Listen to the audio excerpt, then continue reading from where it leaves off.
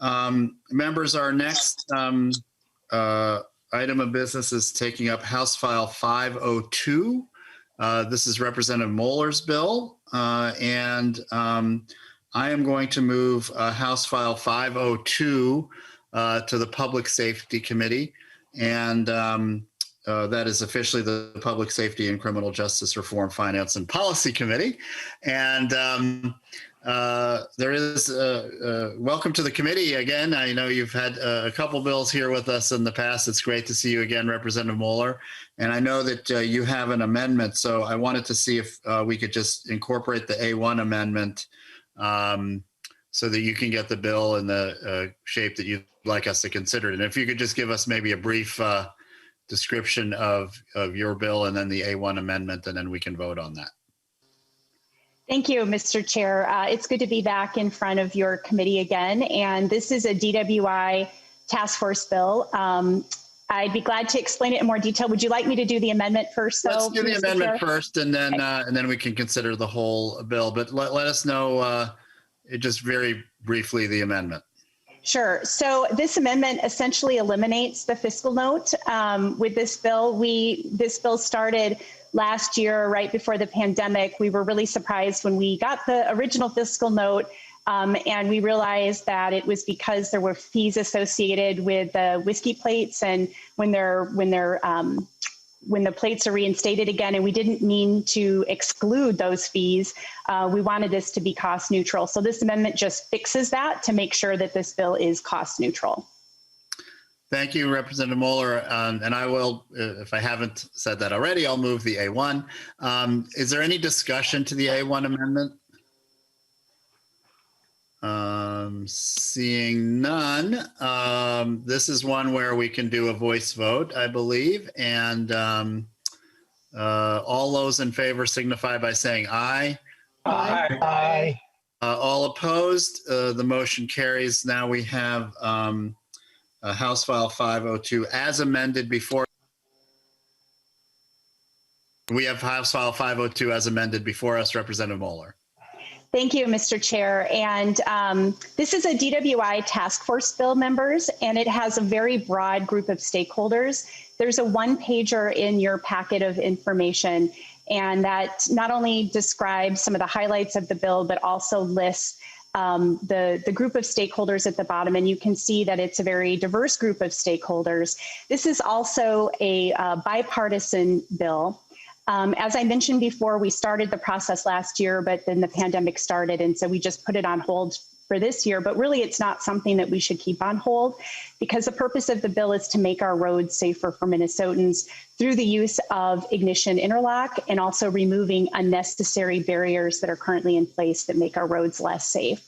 As I mentioned, this is a bipartisan bill, and I've had the pleasure of working with Representative Baker on it, and he is also here, and he would like to explain his support of the bill, Mr. Chair. Thank you very much, Representative Moeller. Representative Baker, it is so wonderful for you to drop by the Transportation Committee. I have a lot of wonderful memories of seeing you on transportation issues in Wilmer, and I just very, very pleased that you're here. Welcome to the committee. And even though you're a colleague, I still think I'm required to ask you to state your name for the record. And Mr. Chairman, thank you for that warm welcome. Representative Dave Baker, I represent the Candioi County, Wilmer area, and thank you, Mr. Chair and members. I wanted to, again, throw my support to Representative Moeller's bill on bringing safer roads to Minnesota through some really smart policy reforming that we need to do in regards to when people make mistakes, when they drive, when they're intoxicated. And I will tell you, the group of stakeholders on this have really thought through this very, very well. The one bill that brought really Representative Moeller and I together was we had a bit of a clone bill when it came to the whiskey plate issues that I've had, and just understanding how the interlock ignition system works today that didn't exist when the W plate, or what we call the whiskey plates, were put on vehicles. And at one time they were put on so that police officers could pull you over at any time without reason, because before the interlock system existed, they wanted to make sure that you actually were indeed sober and you could drive the car, but you were identified and stamped, and basically kind of publicly shamed, if you will, to make sure that if you want to drive a car, we're going to make sure that we can pull you over at any time. Since then, again, we've come a long way with the world of addiction and the world of the disease of addiction, and we know that people make mistakes. People just make mistakes. They own businesses. They actually have children, and children drive to schools with vehicles that are in the person who actually did the offense. And what we've had to do over many years is work through this process that people that owned cars and people that drove those cars had to put a W plate on it because that person was the owner of that car. So if a daughter or a son had to drive to high school, they had to drive that car with that W plate. And a lot of people look at that and they instantly come up with a stigma about that. And I think that we're at a place today where we don't need to do that. Interlock, the system of the interlock ignition has done great things to make sure that people that want to drive a car can do so safely. And the bottom line of this is that there's a lot of people that either you own a business or they won't drive a car, but they will ignore the fact that I cannot put a W plate on my vehicle. It's too much of a public image on me, on my family, my business. And I think that we are seeing far too many people not do that. And likely they may be driving illegally without having the right system in place for them to do that. We think that the reform that the DWI task force has done, along with Representative Moeller, and the work that they've done on this is really thought through. This is going to, I think, have a lot more people get the interlock system without having to change or to the stamp of the W on the license plate any longer. So I'm going to end my comments there. I think this is a really good thought through bill that actually will put more drivers with the interlock in their vehicles. The cars will be safer to drive on the roads. And I think that we can do some really good things with this legislation. So again, thank you, Mr. Chair. Thank you, Representative Moeller, for allowing me to speak on this as well. I'm with you the whole way. This is an important bill. So thank you again. Thank you so much, Representative Baker. And I've just so appreciated your, your passion and your empathy on issues like this. And it's rare, it's needed, and so appreciated. So thank you for coming, and thank you for your testimony and just adding your voice to this. I think it matters a lot to the body, when you show up like this. Thank you. So members, Representative Mueller, I think you have one more testifier. That's correct, Mr. Chair. David Bernstein from the DWI Task Force is here. Welcome, Mr. Bernstein. Welcome to the Transportation Committee. Please state your name for the record and proceed with your testimony. Thank you, Mr. Chair and members of the committee. My name is David Bernstein, and I'm the chair of Minnesota's DWI Task Force. As Representative Mueller indicated, the DWI Task Force is a very diverse group of individuals who have concerns about DWIs. We are not politically affiliated. We are not funded. We are a purely volunteer organization that meets monthly to discuss DWI case law, media, and legislation. We have come together and drafted this bill. We thank Representative Mueller and Representative Baker for their support, and this is a bipartisan bill.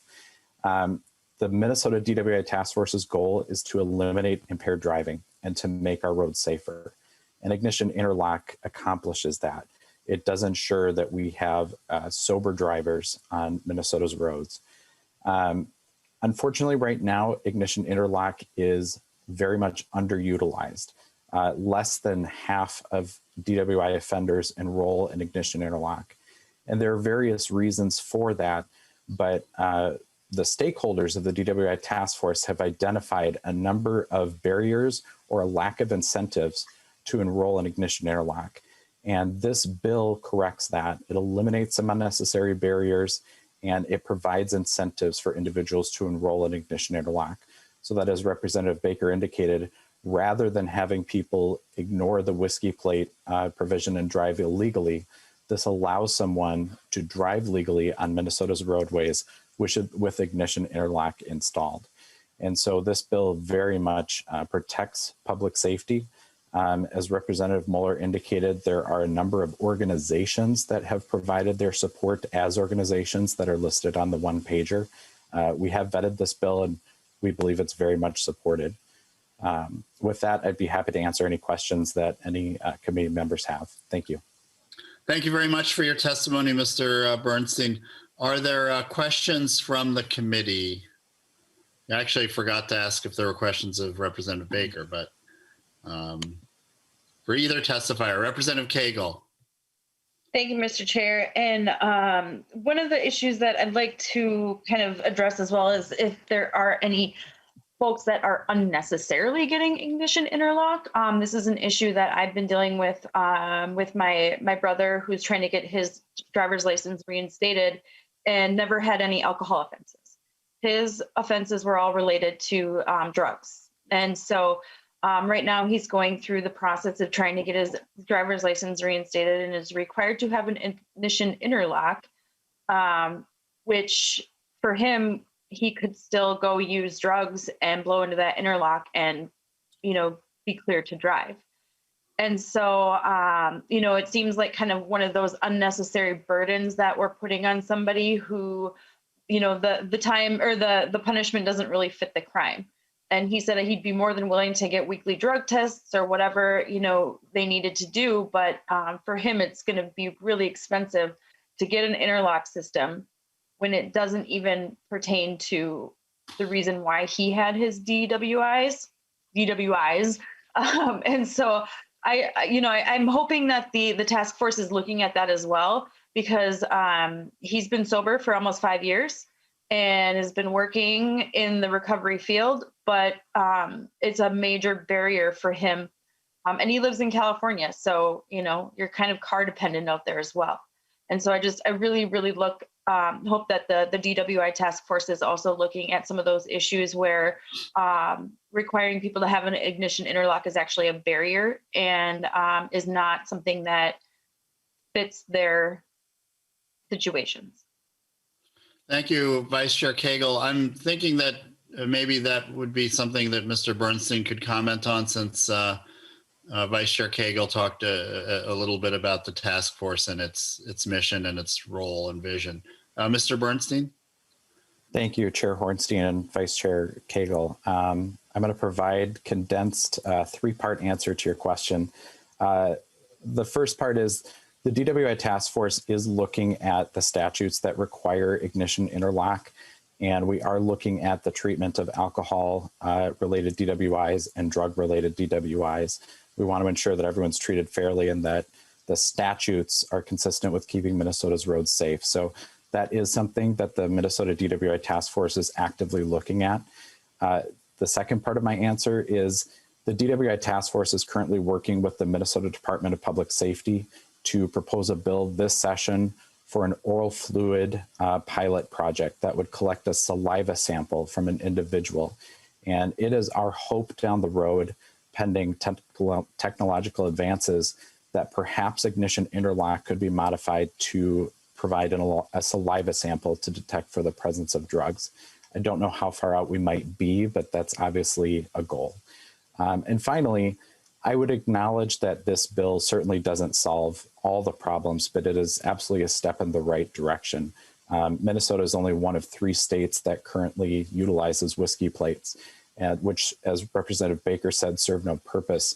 In fact, the Minnesota Supreme Court has held that officers cannot pull over a vehicle for having a whiskey plate. So at least that would improve that portion of the law and provide a better alternative to keep Minnesota's roads safe. Thank you. Thank you, Mr. Bernstein. Did either Representative Baker or Representative Moeller want to add any comments to Representative Cagle's question? No?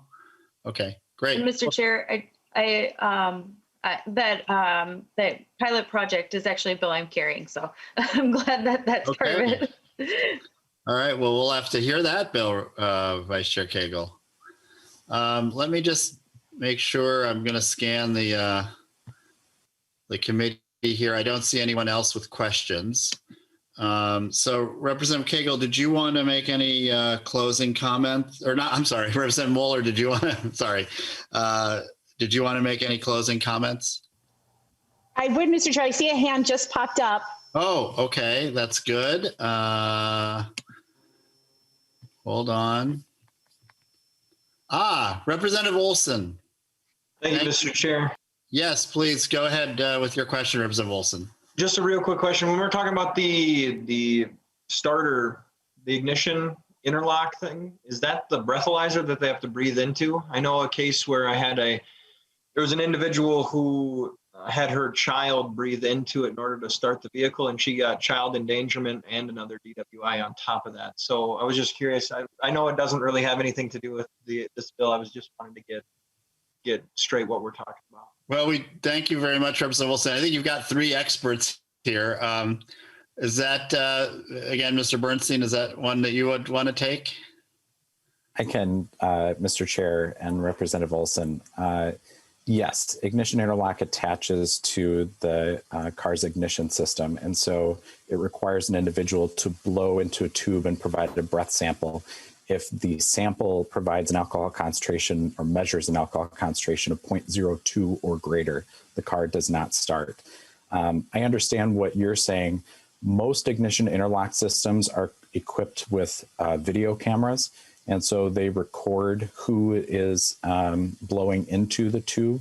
And so that is something that is actively monitored, and I believe those feeds are sent very quickly to ignition interlock vendors and probation officers. Thank you. Representative Wilson, did you have a follow-up? No, that is absolutely perfect. Thank you so much. Thank you for your question, Representative Wilson. Okay, let's see. I'll scan one more time, and I don't see any more hands up. So now, Representative Moeller, if you wanted to make some final comments, and then we'll move your bill on. Thank you, Mr. Chair. I don't have much more to add. I just would encourage members to also look at the letters of support that are in your packets from the broad group of stakeholders that are involved with this bill. And just want to thank you again, Mr. Chair and members, for hearing this bill. Representative Baker, for your support and passion for this issue. Mr. Bernstein and all the members of the DWI task force who have worked so hard on this. And I hope we can count on your support with your vote today. Thank you. Thank you very much, Representative Moeller. And with that, I would renew my motion that House File 502 as amended be referred to the Public Safety and Criminal Justice Reform Finance and Policy Committee. So members, please unmute yourself. This will be a roll call vote. The clerk will take the roll. Chair Ornstein. Aye. Vice Chair Cagle. Aye. Representative Petersburg. Aye. Representative Barr. Aye. Representative Bernardi. Aye. Representative Elkins. Aye. Representative Frederick. Aye. Representative Hausman. Aye. Representative Heinrich. Aye. Representative Kosnick. Aye. Representative Mason. Aye. Representative Murphy. Aye. Representative Nelson. Aye. Representative Olson. Aye. Representative Richardson. Aye. Representative Torkelson. Aye. Representative West. Aye. There are 17 ayes and 0 nays. Thank you, Mr. Dodge. Thank you again, Representative Moeller, and we wish you success in moving this bill along. It's a great bill, and appreciate your hard work on it, and also to Representative Baker and Mr. Bernstein. Thank you.